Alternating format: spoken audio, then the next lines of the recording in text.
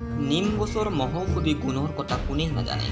নিমৰ কচি পাতৰ মহৌষধি গুণৰ বাবেই বাংলাত এটি প্ৰবাদ বাক্য আছে, ফাল্গুনে নিম দুগুণ মিঠা। অথচ যি সময়ত সকলো গছ পাতে ফুলে ফলে সজীৱ ও জাতিষ্কাৰ হৈ আছে, তেনে এটি সময়ত মৃত্যু মুখত পৰি আছে এটাৰ পিছত আনটো নিম গছ।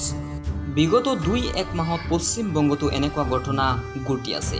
এতিয়া অসমৰ বিভিন্ন ঠাইত পৰিলক্ষিত হৈ আছে এই দৃশ্য। এনেকুৱা নজিৰবিহীন ঘটনাত বিস্মিত পৰিৱেশপ্ৰেমী ও গৱেষকসকল। সৃষ্টি হৈছে আতংকৰ। আপুনিও নিশ্চয়কৈ লক্ষ্য কৰিছে ৰাস্তাৰ দাঁতিৰ ঘৰৰ পদূলিৰ মৃত নিম গছত।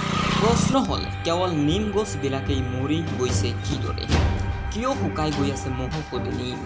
কলকাতা বিশ্ববিদ্যালয়ৰ উদ্ভিদবিদ্যাৰ বিভাগীয় প্ৰধান ডক্টৰ কৃষ্ণেন্দু আচাৰ্যই সম্ভাৱ্য কাৰণ হিচাপে ড্ৰাইবাক নামৰ এক অসুখৰ কথা উল্লেখ কৰিছে। অৰ্থাৎ গছটো ওপৰৰ পৰা শুকাবলৈ আৰম্ভ কৰে। কিন্তু নিমৰ দৰে তিতা গছত ৰোগ সংক্ৰমণ কেনেকৈ সম্ভৱ? কৃষি বিজ্ঞানী কাঞ্চন কুমাৰ ভৌমিকে কয়, নিম গছত আছে আজাডিৰেক্টিন নামৰ বিশেষ এক ধৰণৰ উৎসেচক। এইটোৱে নিমৰ মাজত তিতা সোৱাদ বঢ়াবলৈ সাহায্য কৰে। যদিও ক্ৰমাগত দূষণৰ কাৰণে নিম গছৰ তিতা সোৱাদ বহুত কমি গৈছে। দূষণৰ বাবে নিম পাতৰ মাজত থকা জীৱাণুনাশক ও ছত্ৰাকনাশক উৎসেচকবিলাকৰ উপস্থিতি বিপদজনকভাৱে কমি গৈছে। ফলত নিম গছৰ মাজত ৰোগ, কীটৰ আৰু পোকৰ আক্ৰমণৰ সম্ভাৱনা প্ৰবল হৈ উঠিছে। নিম গছৰ এই সংকটৰ বিষয়ে এতিয়াও কোনো চৰ্চা হোৱা নাই, যদিও অবিলম্বে আলোচনা কৰাটো জৰুৰী।